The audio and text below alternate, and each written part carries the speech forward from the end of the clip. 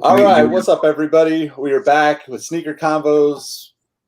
What day is this? We're Friday. 3 days in, 4 days in. I can't keep up at this point because honestly, it's just been like it's been one continuous flow of incredible conversations, and I'm like going to bed at night excited about the next morning. So I'm not even sleeping like any kind of normal patterns because I look forward to talking to all these people that we're bringing in. So on this episode or this conversation, I should say, I got a handful of guys that I have really admired their photography work over the years. And I as somebody who dabbled in photography pretty heavily in my younger years, but then kind of moved away from it, I watch these guys and get inspired. So I wanted to bring them in, introduce them to people that don't know them, but also kind of learn how they've navigated, I think, one of the toughest spaces, not only in sneakers, but just in the world today, right? Because as somebody who works on the business side of this, in a lot of cases, it's tough to navigate to find who's really good at taking pictures and working with people that take pictures versus somebody who's just got a great following on a social account, right? So I'm going to start. I'll just roll around the way that looks on my screen. Mike, how you doing, man? Introduce yourself. Let everybody know who you are and where you're from, what you do. Yeah, man. Mike Guillory. You guys probably hear me every twice a week with Nick on the Sneaker History podcast. I'll dabble in the YouTube, and I've always loved photography. I mean, mainly following guys like we have here, like Chris, Vince, and Grant. Just seeing like the awesome work they put out really kind of made me want to dabble more into it. Some time ago, and it's more or less I see the same things like Nick mentioned. There's people who are huge following, like just ridiculously huge, but it's the same pictures. But when you look at guys like we have in front of us, that was again what drove me to try to do things myself for maybe that thumbnail or maybe just for a written review. It just want to get better at all art so I can do those things myself as opposed to having to maybe find someone to do it. I just want to have more of an appreciation for it and just keep getting better. So that's kind of my why I do photography. Just I love the art of it, and I just think it's something you can always just keep growing at. Cool. If you've been watching this week, Chris has upped his game. He's no longer an intern at the Sneaker Closet. But what's going on, Chris? How you doing, man? I got fired. There's no more title. Ex-intern. So my name's Chris Chiu. I'm like a huge fan of the guys on this podcast. On this panel. I basically like doing the photography because it was, I don't know, some way of me being able to connect with other people that I didn't know lived right around me and find like-minded people.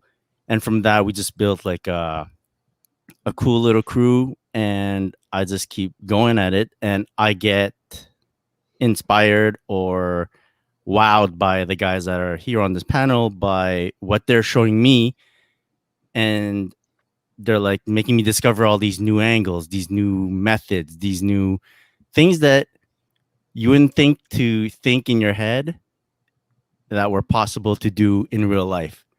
So I'm excited to be in this panel. I thought I was just invited as like an audience member, but all right, I'll talk, man. It works good. Why not? Definitely. So Grant, I will introduce Grant in a little bit of a different way because one of the things that's been continuous, and Chris and Mike being on previous panels could talk to this. One of the things that I think has been continuous about this is all the work that doesn't get seen and all the extra work that all these people that we've talked to for the past 4 days do.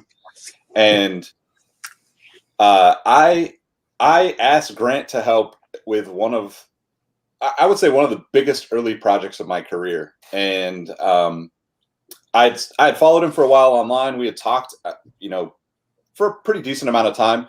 I just liked his photography work, and he showed up, and instead of just taking the pictures that I was able to hire him for at that time, like without being paid for the secondary stuff, like he literally brought another guy and shot video for us. And it was like, that was the point that I knew that we would work together for the rest of my career, my life, because those are the types of people that I resonate with.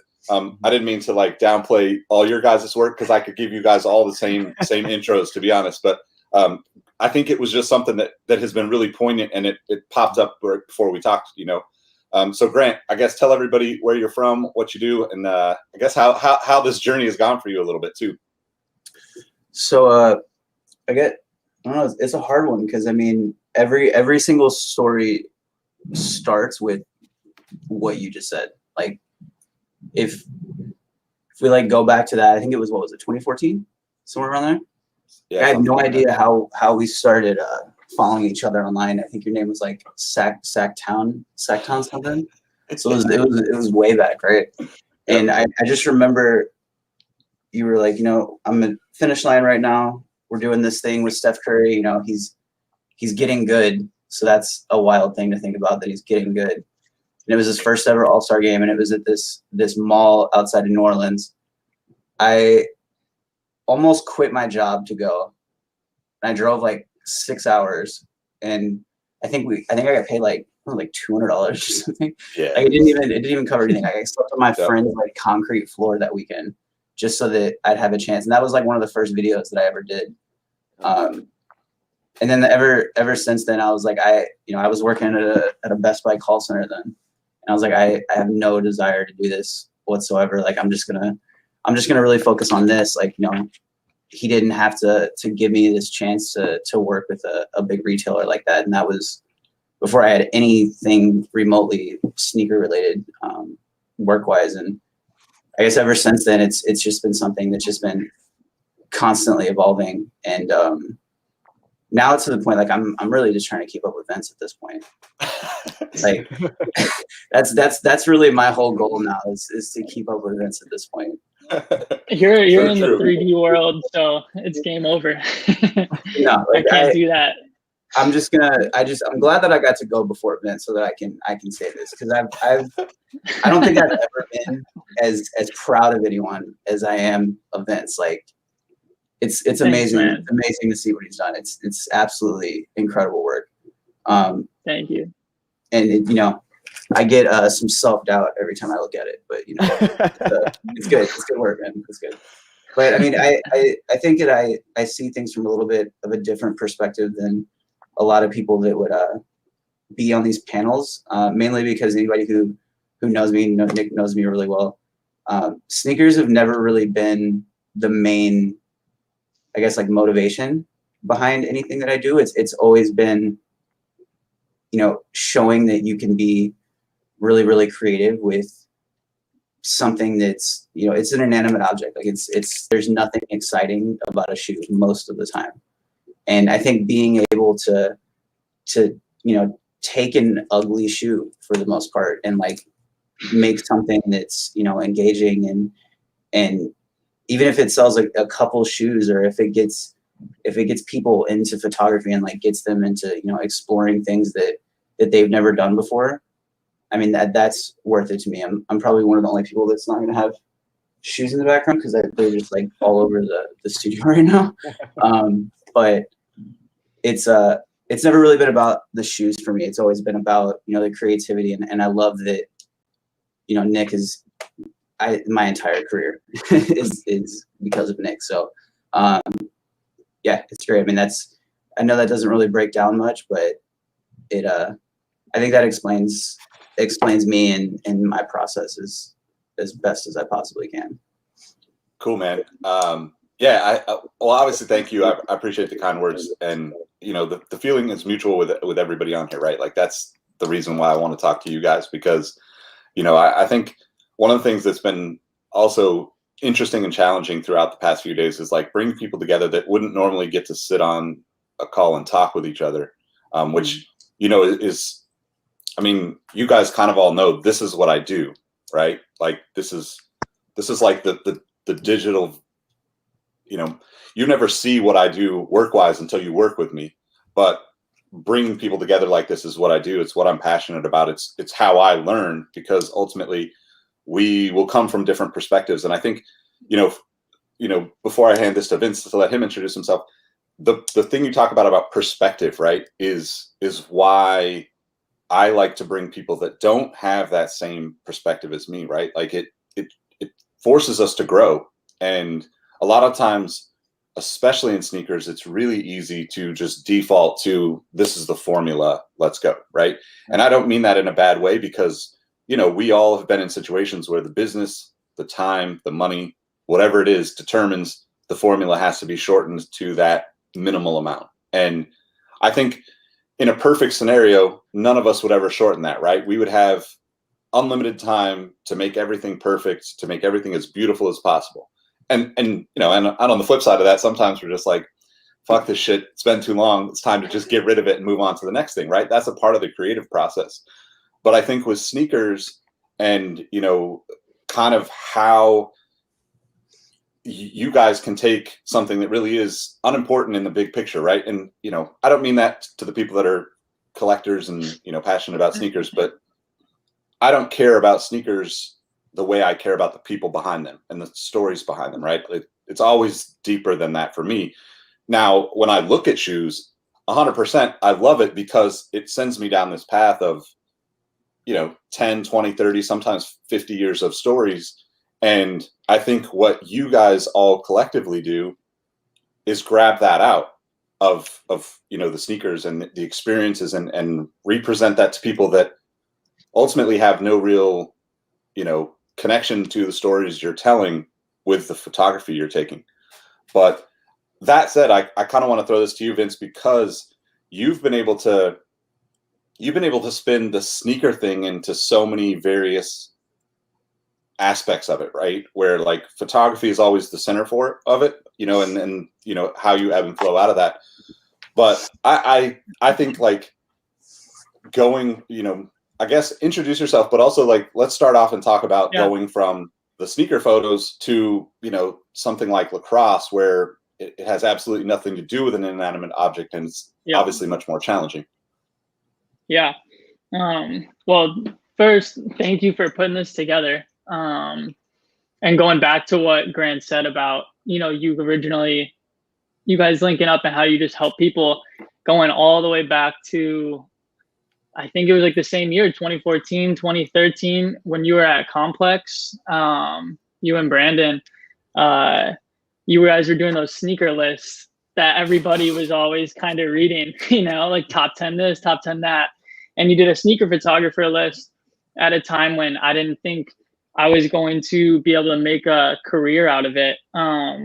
Or, you know, just like keep going with it. Cause just like Grant said, I mean, self-doubt happens to all 5 of us in here and everybody watching.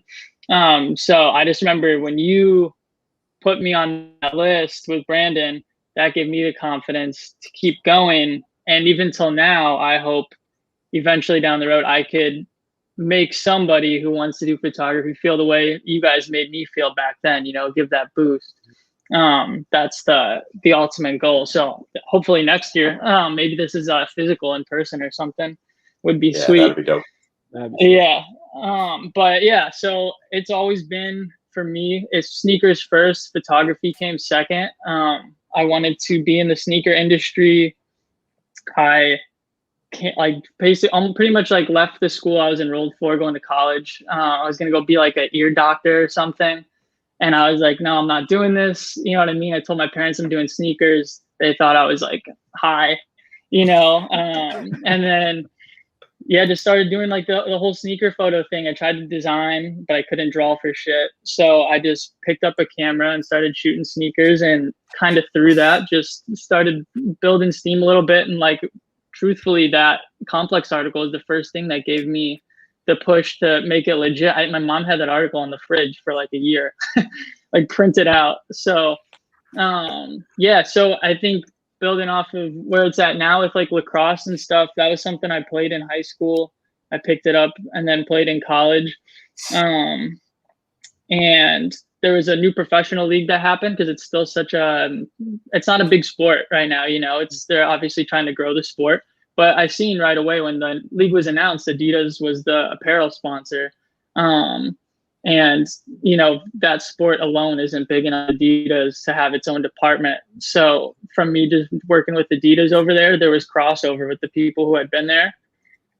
So that was one conversation, you know, and the league itself was small and still is small compared to other professional leagues. So I'm sure something we'll touch on is kind of like doing free work. So I just kind of rented a car and drove up to Gillette for their first game and shot it for free, and then was able to kind of do their bubble season like last summer. It was during COVID. So yeah, that's kind of going into that segue. But I think sneakers right now stems into everything, as we could see. You know, it's from basketball to, if it's just the apparel sponsor, to, you know, you see musicians getting signed more than athletes sometimes. But yeah. Yeah, I see Jacques Slade with LAX Life. I think maybe he's stuck at the airport right now. I don't know. Jock problems. Yeah, Jacques problems, exactly.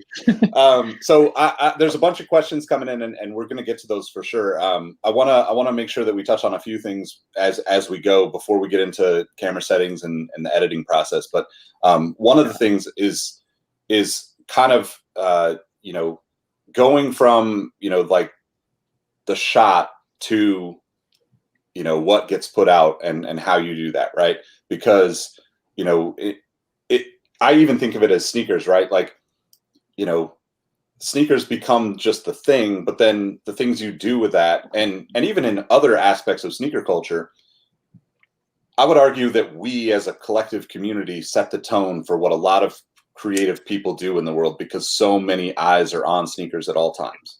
And so I'll just toss this to everybody, and you guys can decide on who wants to respond. But what do you think in the, you know, time that you've been doing this has been the most surprising thing that is taken on, you know, that the work from you guys or from other photographers that you watch and the creative stuff? What's the most surprising thing that's happened in that, you know, time period? Because, you know, I think about the stuff that you guys have all done, right? And there's been such an up and down and ebb and flow of what brands and retailers and, you know, clients want. But I also think, like, it's kind of been on you guys to set that tone and to show them what's even possible. Damn.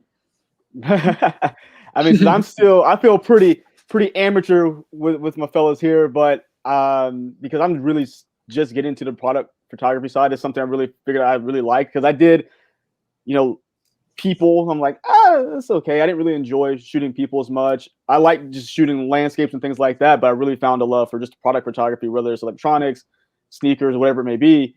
And first off, the surprising thing when it came to the work piece, it is so crazy how much just simple little tweaks of one thing, maybe it's just a turn of a light or something inside of a room, can make a whole difference in a picture. And going through cycling through so many, you know, shots, you'll go through, I feel like 1,000 of them, like, oh, I found one or two that I actually can use. But going through that work, I mean, I can't remember exactly when it was. I think, well, I want to say when it was the Hot Ones Reebok question, when it actually released, one of the PR managers actually used my picture in one of the like the Instagram post, and it was really cool. And then JJ Watt reposted one of my pictures as well for his trainer. I got zero money for that, but it was just a feeling of someone's actually recognizing it. So I didn't give it. I was like, I don't need a check right now, but right now this is so cool that someone actually recognized just the work to put in, because I've seen, like, I think, Grant, you had posted something like a behind the scenes, you were doing like a floating sneaker. You had like something taped up behind it. People don't see that. That's so surprising. Even me still, like, being someone who does take pictures, it's so crazy to see this is even a step further. Like, this guy has a whole, look like a movie set going on in his house right now to get this one shot. And it's just one of those things you hope people realize it, because you always hear this thing, people ask for photos for free or this or that and the other. They don't see this is a grind. It's not just easy as picking up a camera or picking up your phone, just snapping it. There's a lot of thought process and like learning that goes into it. Yeah, I mean it's hard, and like Nick and Vince probably understand like how much. Like I don't think a lot of people understand like how much time things take, and I think even fewer people probably understand how much time I usually end up spending on things. And that's not really a good thing, but I probably get into a lot of situations that I shouldn't, just because I want to try something different. Mhm. And it's, so far it's like I guess the biggest thing that had happened is I just never really realized like how patient I am. I mean, there's things that I've spent, it's most of my stuff is like 2 to 3 seconds, and I've spent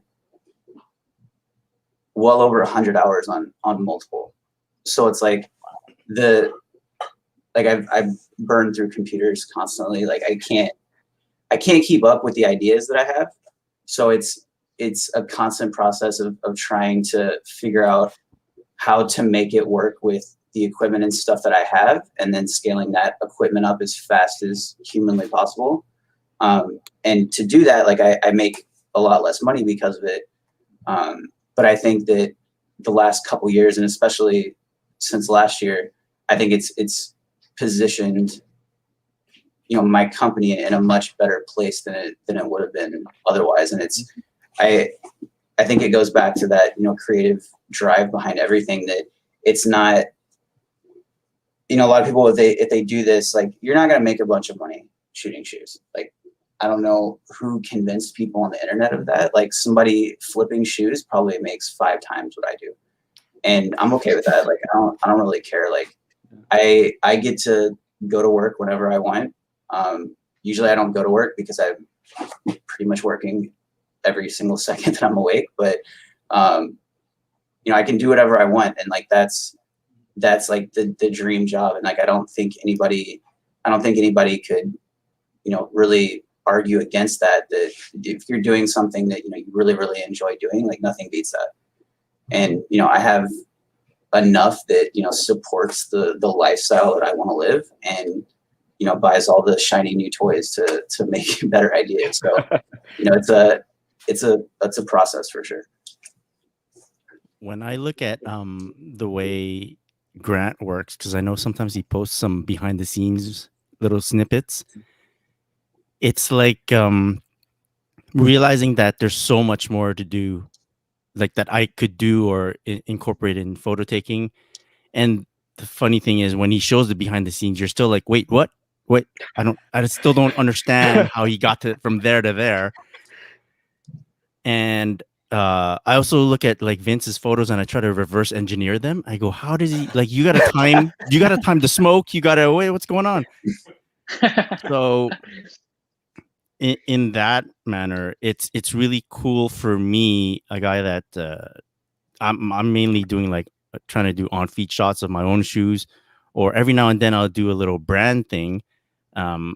It's funny how the brands will now be calling back for, look, we want more of a less polished look, like more of an in-home look, like make it seem like you're in your house. I go, I am in my house. What do you want from me? I don't have the lab behind me. Like, It's like, I hate hearing that. I'm like, what do you expect me to do? I go, what are you trying to say? You're like, get your phone and just snap it. Don't do anything to it. It's like, but that defeats the purpose of what you wanted me for. Yeah. So that's it's not a struggle, but it's more like part of me wants to go into like developing more skills and learning more traits, but then the ask isn't always there for what I'm doing. There's definitely, I see a clear line between what Vince and Grant do and what I do. Like, they're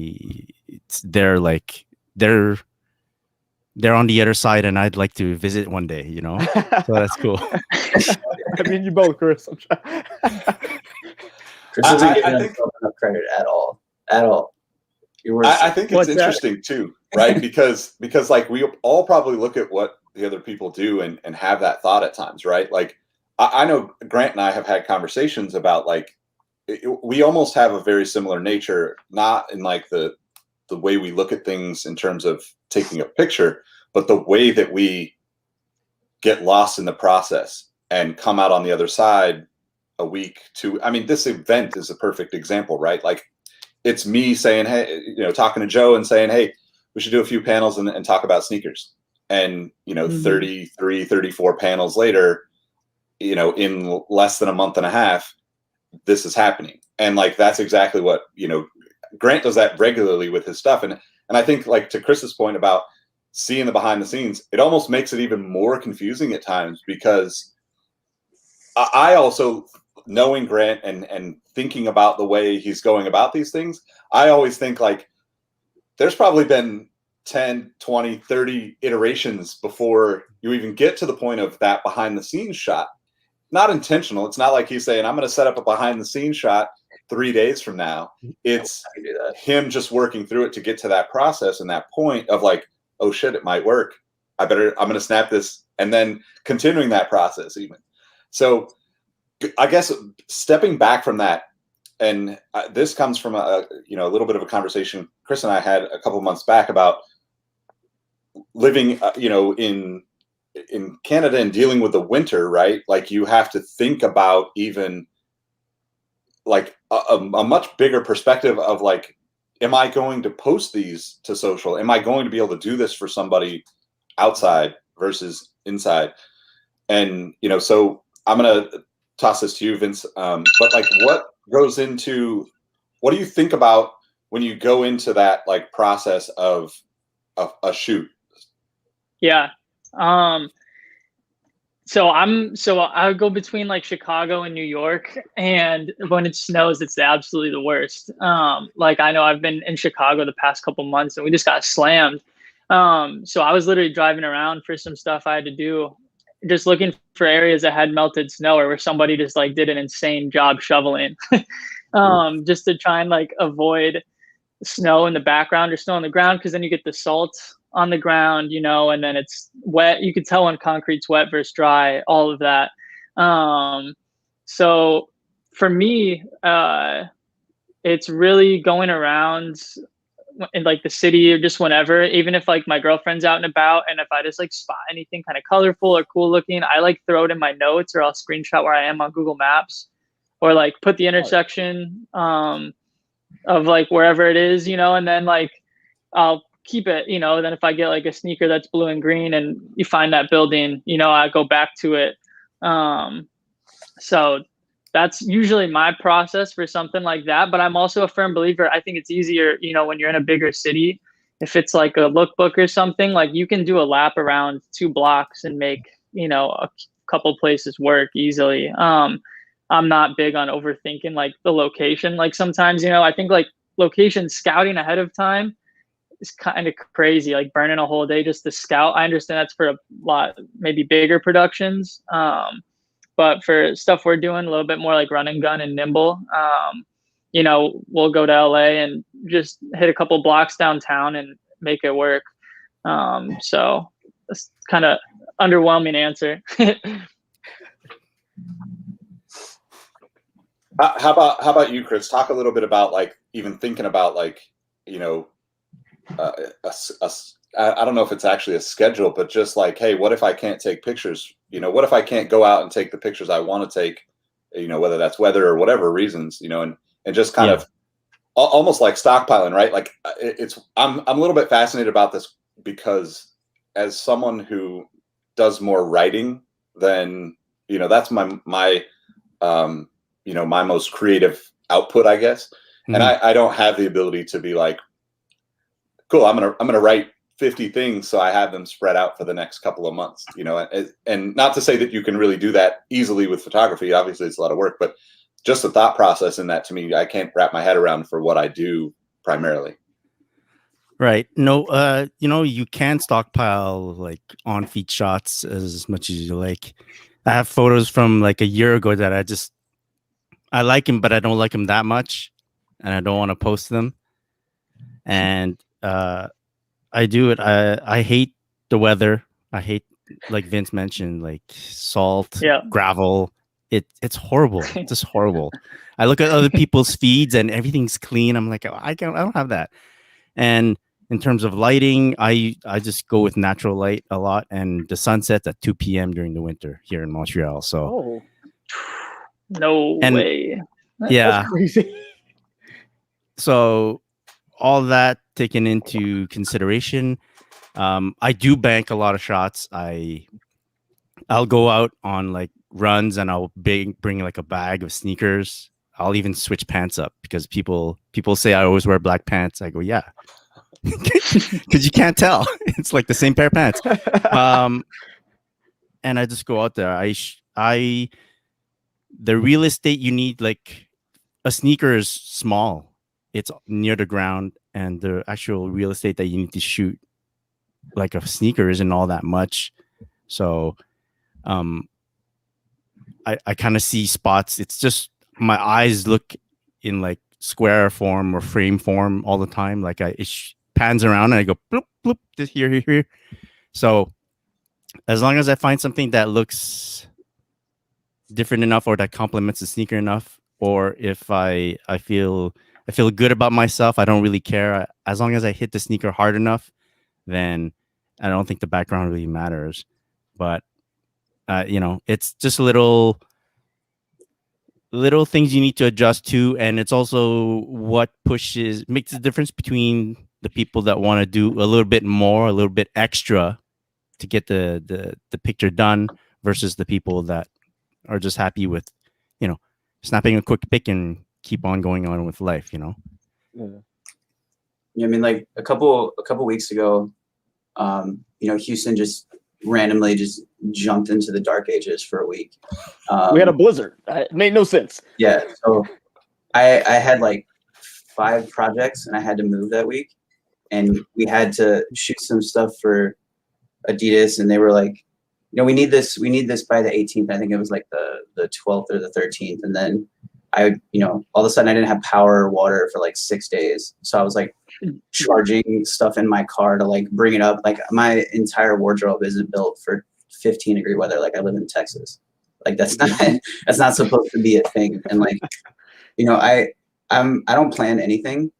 Cause every time I plan it, it massively fails every time. That's probably the biggest thing I get from Vince's work, and it's like with the producer side of things, which I have so much respect for, because I know that I'm probably like intolerable to work with because I'm just all over the place all the time. And I'm just messing.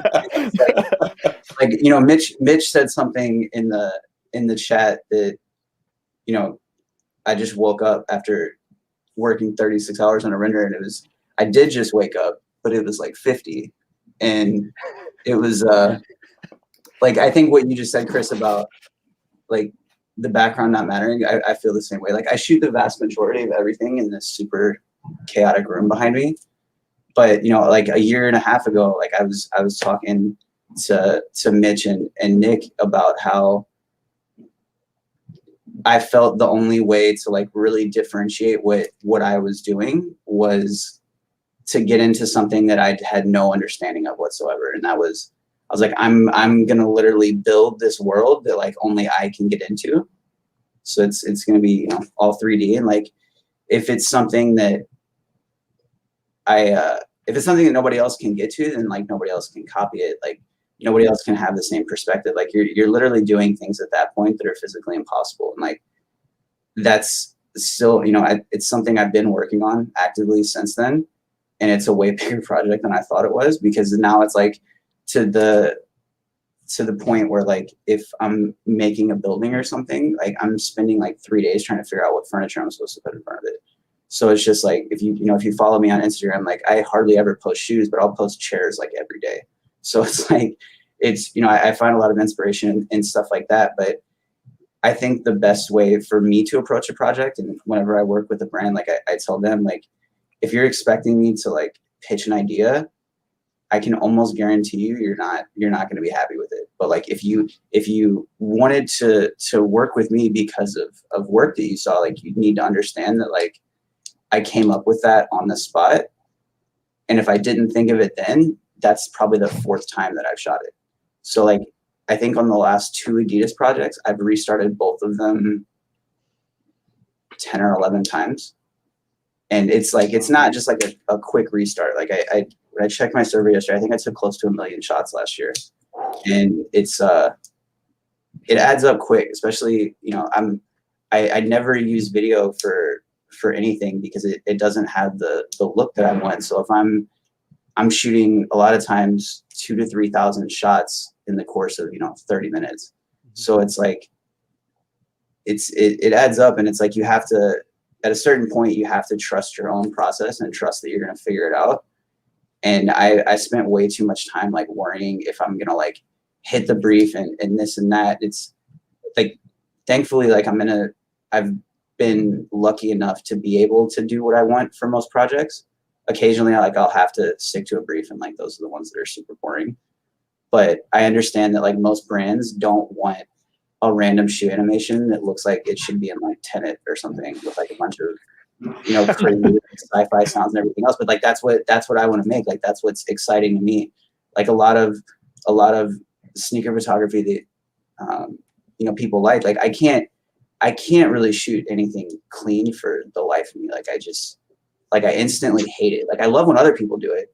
Like Chris, your work is amazing. Like it's so clean, and I can't do it. Like I know how to do it, but it's just like I automatically default to like alien invasion every single time I sit down to do something. I want to see that.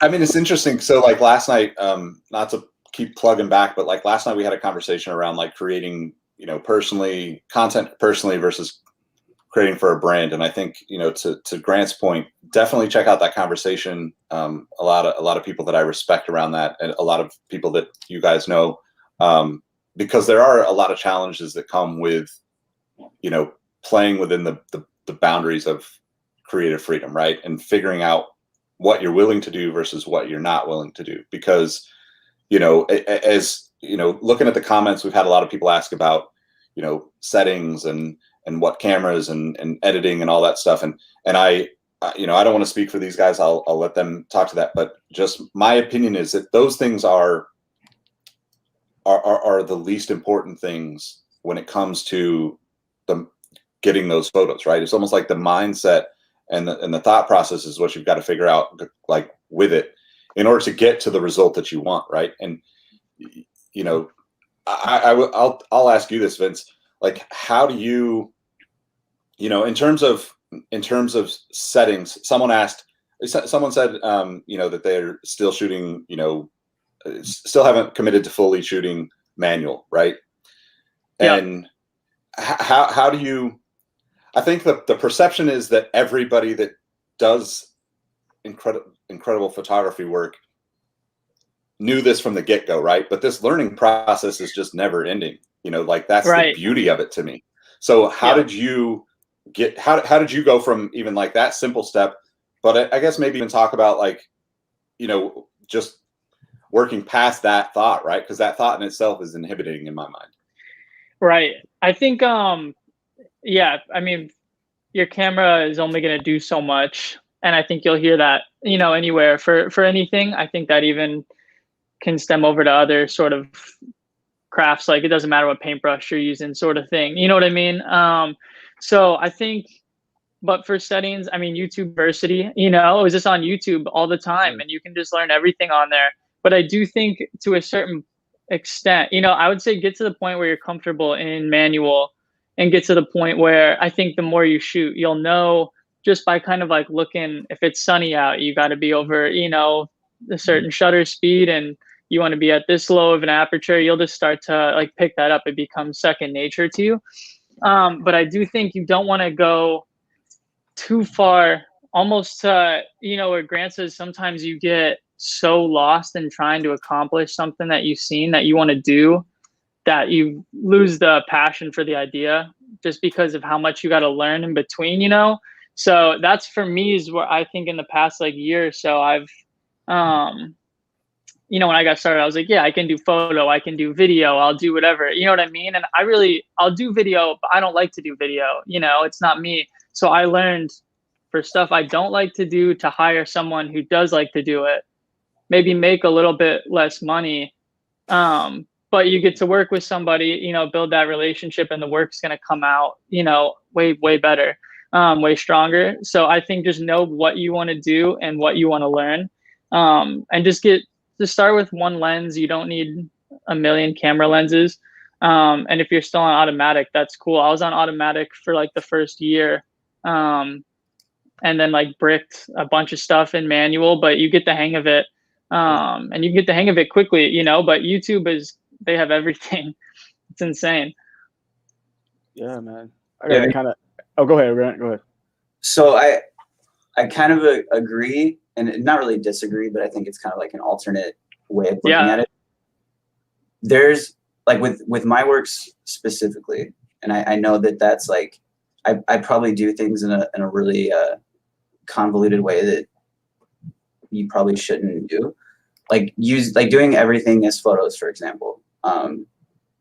It's I don't do anything stop motion. Like I don't have time to sit here and like I'm too twitchy to sit here and try to do stop motion and, you know, for 500 frames. So like if I have like there's certain shots that like I can't do without a robot, right? Or if we're doing something that's really fast, like I don't have $15,000 for a high speed camera, but I have really good flashes, so I can, you know, I can stop a lot of motion and I can get at least like 60 to 70 frames. And then because I have at least that to work with, like, you know, there's always a constraint, and like constraints really drive creativity more than anything else. And it's like if I'm shooting like a burst or something, like I know in my head that I can get 70 flashes and that's it. Like I'm not getting any more than that. I'm not getting any less unless there's like a memory card issue. I'm getting 70 like consistent flashes. But even that, like that wasn't possible until I, you know, invested a lot into specific lights, because not every flash can do that. And a lot of the animations I have, like I'm only able to do them because I have so much you know, real estate to work with the photos themselves. Like a 60 megapixel shot, like if you can't figure something out with that, like, and just make it work, like, you know, I think you should try a little harder. But I think that when you're first getting into things, like a lot of people, you know, shoot with their phone. Like there's some, like I know, was it 13th Witness? Like when I found out that he wasn't using it, like he was one of the first people on Instagram that just absolutely blew my mind. Like he was using his phone for everything, and it was just insane to me. I mean, he's an amazing photographer outside of that, but the things that he was accomplishing with his phone, like I couldn't even comprehend it. Like I could sit here and lecture people on like the physics of light and continuous light bursts, like flashes and things like that, and get super nerdy with it, because that's, you know, that's stuff that I'm into. But it's not stuff that's important. Like it's finding out what works best for you. Yeah. And understanding how far you want to push the idea. Like a lot of like I don't really like doing video. Like every single time I open Premiere, I get mad because I just do video so much. But like I can do it, and like I think I'm okay at it. But like I don't think I'm that amazing of a photographer either. I think my talent is learning things. Like I think that's what, like I think I can learn things very, very fast, and I think that I have enough patience to, you know, not sleep for most of the week. Yeah. I think my thing too is really quick was I guess it's not necessarily, if you to like take it a step back for, if it's not photography, like let's say you want to get that new camera, but you already have one maybe. It's not just a camera thing. For me, I realized it was more of like a materialistic thing. Like I always want the nicer thing, kind of like you always want the nicer car, and then you get it, and then you want the next newest thing. You know what I mean? And it's actually just a never-ending battle. Yeah, so it's more of a, I think, you know, if you're constantly looking at what's out there, what's new, and trying to figure out what gear people have, look introspectively, I think, a little bit, and just be, you might have already what you need for the most part, but that's totally different than what you're saying, Grant. I know you're doing like some crazy sci-fi shit. I think that this is interesting though, because, you know, it's like we're kind of talking about constraints in all these different aspects, right? And there's people asking about, you know, shooting on an iPhone. There's people asking about, you know, settings on the camera, right? And like I mean, shout out to Noah. You know, he's an incredible photographer, and he's shooting on film, you know, a lot of the times now. And I think that's fascinating, right? Because it's the same mindset of like, hey, this is where I can play, and this is what I can get out of this particular, whether it's the you know, the medium that you're putting it on, whether it's the camera that you use, the lighting, all those things. Excuse me. But you know, like another guy that we probably all know, Jeffrey Dobbs, is you know, I am Jeffrey Jason on social, shoots everything on iPhone, and like he has some incredible shots that I would have absolutely, to the same point as Grant made about 13th Witness. When I found out both those guys, you know, like Jeff's a little bit closer, I'm friends with him, so like it was even more kind of a mind fuck, because I was like, wait, like literally, like sometimes I look at his photos and it's like, you know, some event, and he's got, you know, some, you know, athlete right there in front of him or in the midst of an interview, and I'm like, you shot this with your phone? Like, this is bananas to me, because then I think about like, I've been seeing him do this for like 4 or 5, 6 years, so like, fuck, those old phones weren't anything compared to what we have now in our hands, right? But to Vince's point, I think there's an interesting part of that where I gotta do that in all of what I do too, right? Because the more we focus on, and I think this is what I was trying to get out of that, as I said that before, the more we focus on the actual things that we're buying to do these things, the less creative we become. Because to Grant's point, you force yourself. If you know the limit of, you know, of your flash, you know the limit, right? Like, you know, you're going to work within that. It's almost like deadlines, right? If I got to be, you know, publishing at 8 a.m. tomorrow morning, I know that I have to do whatever amount of work by 8 a.m. Sometimes that means doing 5 days worth of work in 10 minutes right before 8 a.m. And sometimes when I'm a better human being, it means, cool, I can do this in 5 days, and I take my time and I actually, you know, don't stress myself out. Most of the time, you know, being the former. But I think like the other thing that I wanted to talk about that was, you know, kind of mentioned, shooting on different phones, different, you know, cameras, all these various ways of going about it. How do you guys go about choosing that?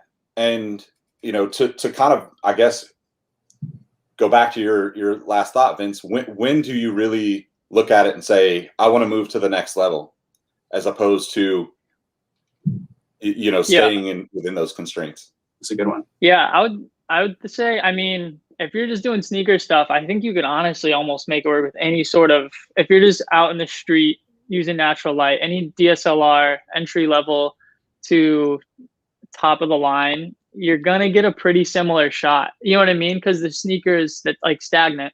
It's not moving, you know, so you don't need to worry about missing focus. You know, you have all the time in the world to sit there and lock it in. But I do think if you're going to start dabbling in sports where there's a lot of motion and you want to hit focus, for me, that's when I made a jump. I just, even doing some of the football cleats, or sometimes you're shooting something where the brand asks for you to shoot it on model in motion. And I would have, you know, way more photos out of focus. And it was like, I look into, at the time I had Nikon, and when you're holding the burst, your eyepiece, it goes black because it's bursting.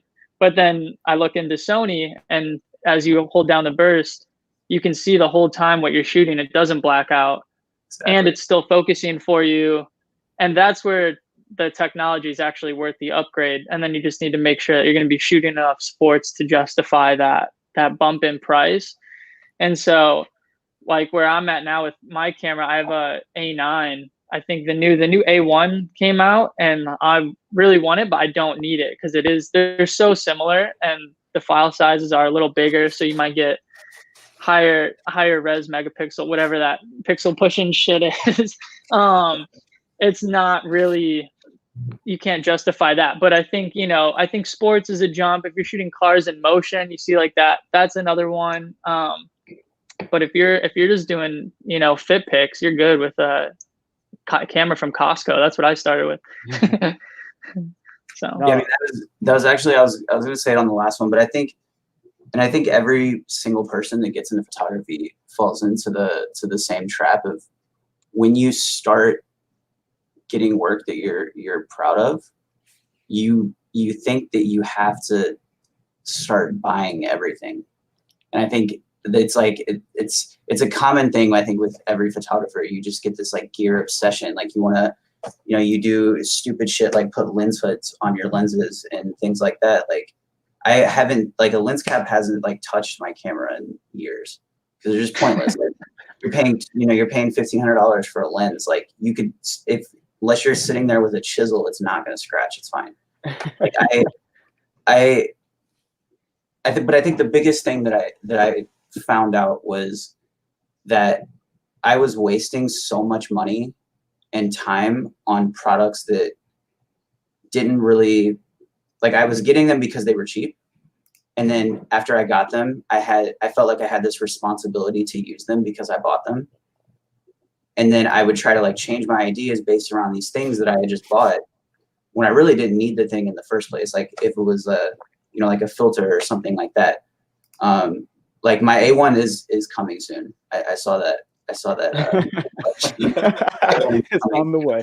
But the problem, like with the A1, is like, the A1 is an expensive camera. I think it's like $6,500 or something, which is a huge investment. But like, there's a lot of things I save money on. Like I spend all of, like, pretty much every bit of extra money that we have goes into cameras and flashes and making sure that the computer can actually handle the files. So it's like, I shoot pretty much everything with this lens. Like this is to me, the greatest lens that's ever been made. I don't care what anyone says. Like I've shot literal millions of pictures. Tell the people what it is. It's the Sony 24-70 G Master. It's insane. And like last year when lockdown was actually a lockdown, I was shooting something for Clean Canteen, and I was like I'm pretty abusive to the equipment overall. Like I break a lot of things because I just, I'm just trying to like get through it. And I was setting up for a shot and my dog knocked the lens off of a table. And like, I literally just sat on the floor, like looking at it. I was like, this is like a $2,900 lens and it's in pieces, like on my floor. And like, of course I couldn't get it like repaired or anything. And Sony apparently has like the most ridiculous replacement plan ever because they gave me a new one for $600. Nuts. But like stuff like that, like I don't ever look at lenses because I don't think I need lenses. Like I think that one lens is everything I need. But then I know that, like to Vince's point, the A9 is a lot like the A1. The only difference is it has a resolution and 120 shot buffer and all those things, which are things that for my specific workflow makes sense. Like I shot a lot of stuff on a Fuji X-T2 for 2 years, and the buffer I had on that, I had like 23 shots I could work with. And then that jumped up to 70 when I got the A7R4. Like if I have 120 shots, like that just sounds like money. Like that just gives me so much flexibility. But, to be able to do things like that, you have to make a really big investment. Like just to be able to use the A1, like I'm going to have to upgrade the server. Like I'm probably going to have to get upgrades for the computer. Like it's just an expensive thing and it adds up quick. And you have to understand that you can't get anxiety about the things that you're buying. So you really have to make sure that you're getting things when they fit within your goals. Like if you don't need something, don't buy it. Mm-hmm. Like when I got these flashes, like they cost more than my first car did. And like I lost a bunch of clients like right after, and I was like a nervous wreck. I'm like, I just blew all this money and I don't think I'm going to like that could have been my money for the rest of 2020. And like, thankfully, it turned around and I trust it, but you have to gauge what your goals are and then match equipment with that. Like, don't worry about what everyone else has. Like, it's not important at all. Like, I mean, there's systems that I would love to have that I have absolutely no reason to have whatsoever. Like if I could put 50 cameras in a circle and do bullet time and not even have to work with a brand, like I'd be cool. Y'all would never hear from me again. I don't have that kind of money. So it's like, just buy things where they fit and don't think that, or don't feel pressured by what other people have and let that dictate what you're doing. Yeah. Yeah. So there was a couple of questions about, you know, when you clean the camera, when do you, what are the limitations of what you're keeping on the camera? Like all these, you know, I think like even organizational stuff in terms of, you know, behind the scenes, how do you guys, because I think what's interesting about the four of you is that you're all in different spots of like, how many shots are you taking? What are you doing with them? How do you reference back to them? You know, like how do you, I guess my question would be, how do you get more out of the shots that you've taken too? Because sometimes it's like, this is a project and it's done and gone. And other times it's like, you know, there was a question about, you know, shooting street style, right? And to Chris's point, you know, you can sometimes take things and then you see like, man, I hated the way I took pictures. I feel the same way about my writing, right? Like, don't show me anything from like beyond like a year ago, because I don't like anything I wrote back then. Like, if you guys like it, more power to you. But for me, it's old and it feels old. So on the photography side, how does that work for you guys? How do you stay organized, and how do you keep from getting frustrated by seeing that old stuff if you ever do dip back into it? Yeah, I'd say for me, I'm actually going through that process right now. I'm sure we all have a little bit. It was like when COVID first hit and we were just on super lockdown, I was going through all my old hard drives, and it was like a bunch of those orange laces, you know, all of that. And it was a nightmare, you know. I just like was differentiating them by like different cool stickers I had, but no dates or anything. So I bought like a big RAID drive just recently. And now I'm going through all of those hard drives one by one, which I'm pretty much done. But it's actually something, when I talk about YouTube, it's not, the storage side of things is actually, I feel like it's not talked about a ton, because it's just like not a fun thing to do. But I'm going through and backing up everything now, going in. Personally, I keep all my photos, even the ones that are out of focus. I'm just like, even just hitting the delete button just freaks me out. So like, I just don't delete anything, and I'm okay with paying for that memory and knowing it's taking up that storage I paid for. But now I'm just going through, and then if it's a shoot that I actually do think I'll go back one day and re-edit. So like maybe it's like a football game that we shot or something a couple of years ago. I like went in, named it by the folder of the raw files, and I'm putting it in that RAID storage, and then I can, you know, open a new catalog and edit those again. And I have a much better workflow now. But if anybody actually needs help with that, you can message me, because for me it took me forever. It's been like 6 or 7 years I've been going back on different types of storage, and I finally feel like I got it in the right place. And I've only lost like one hard drive, which wasn't like super important. It was already backed up, but that freaks me out, having a hard drive fail. Just not worth it. I mean, I think that like storage absolutely isn't talked about enough. It was like, I'm terrible with organization, but with things like with shooting, like for Finish Line, for example, like that was, you know, every month it was, you know, 4 to 5 different shoots, and like you had to group all those. And then if you're doing a lot of bursts, like I have a whole system that I personally use, and it's one of the few videos that I actually uploaded to YouTube, because I think it could help a lot of people. It's like with my system, you know, I shoot, and then it immediately goes to the RAID server that I have. I got a QNAP one. I mean, I'm going through, like, especially now that I'm doing a lot of 3D stuff, like I'm going through 2 to 3 terabytes a week. So it goes really, really quick. And then I get super anxious about like losing things and not being able to track them down, just because there's just this massive volume of things you have to worry about. And at our office, for whatever reason, for the last like 6 months, we keep having all these random power outages. So like I can lose my, everything all at once. So I think one of the first purchases that you should make, especially if you're doing a lot of work, skip external hard drives. Like those are going to be, cheap. You can use those forever.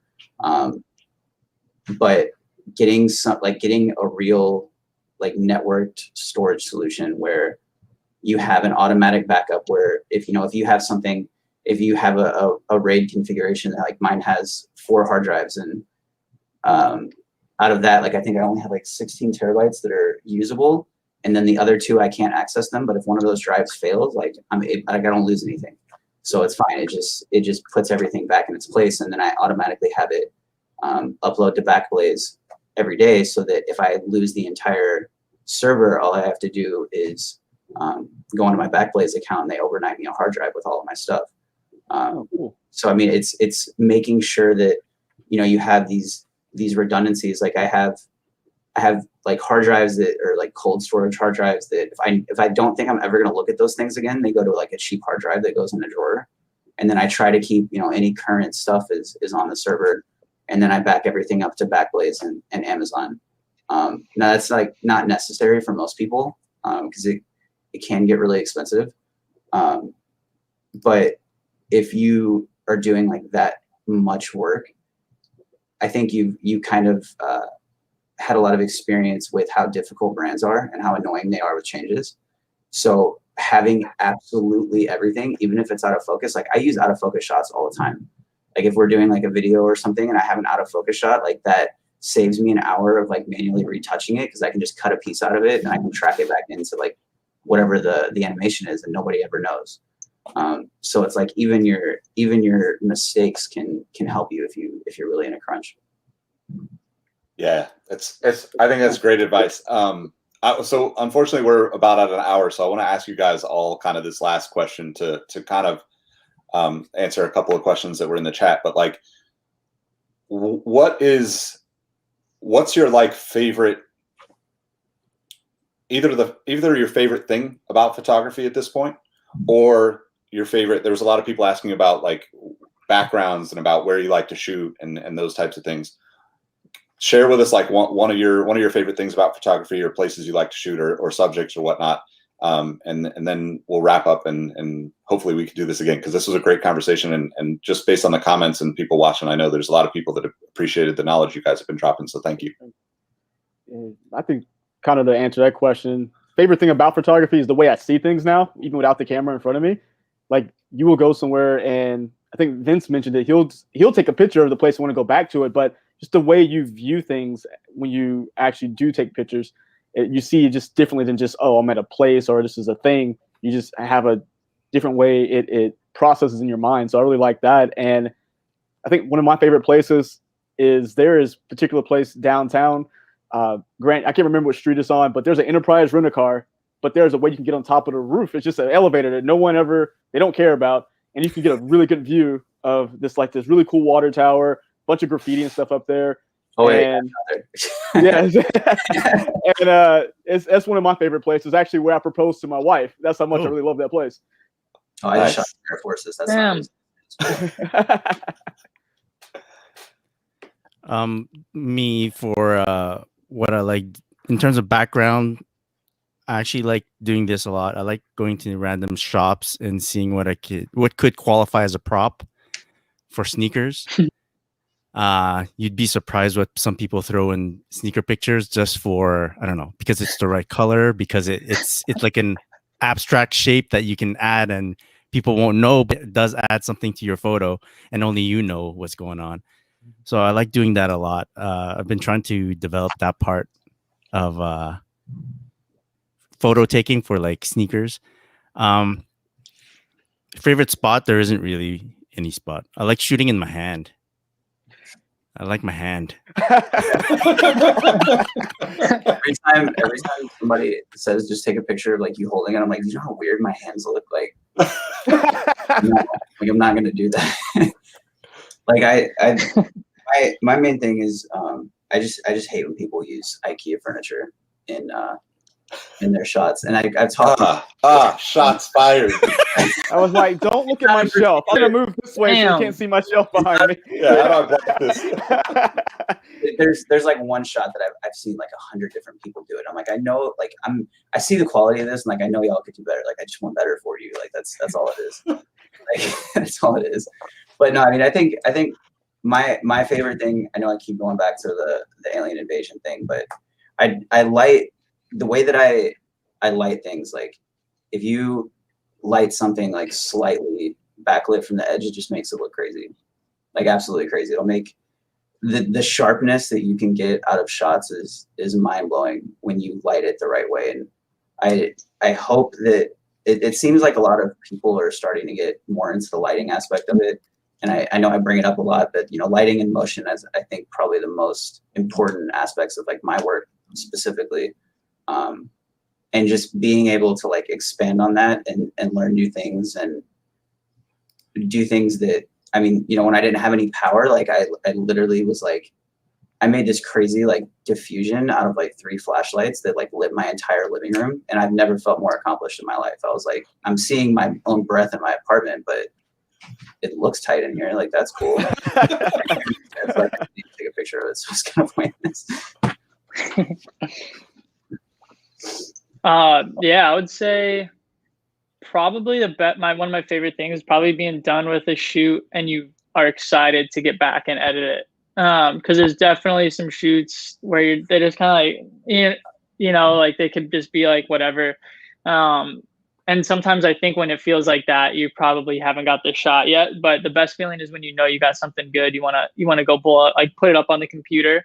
And then I was listening to one of the shows you did earlier this week, Nick, and it was a good point of just kind of like the industry we're in. And it was like you said, when you go to Vegas, you're not thinking about pulling the slots. It's like you remember who you were there with, and just like the people and the friendships like from this industry and like just like helping each other out.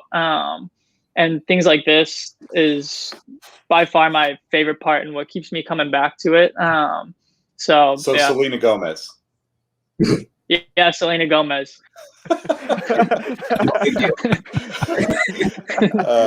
Make sure you guys, I put it in the chat, but make sure you guys follow all these guys. You'll get the Selena Gomez joke if you follow everybody. So guys, last but not least, like obviously make sure people know how to find you on Instagram and wherever else. Yeah. Find me at MadWatcher789 on Instagram and Twitter. Leave me some criticisms so I can get better.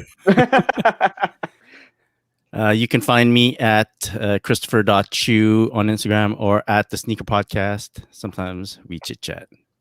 And then mine's just SC Knows, but it's all chairs. So if you like see some fire, Chairs. definitely follow me. There's like an Ultra Boost thrown in every now and then. Yeah, it's mostly chairs. It's all good.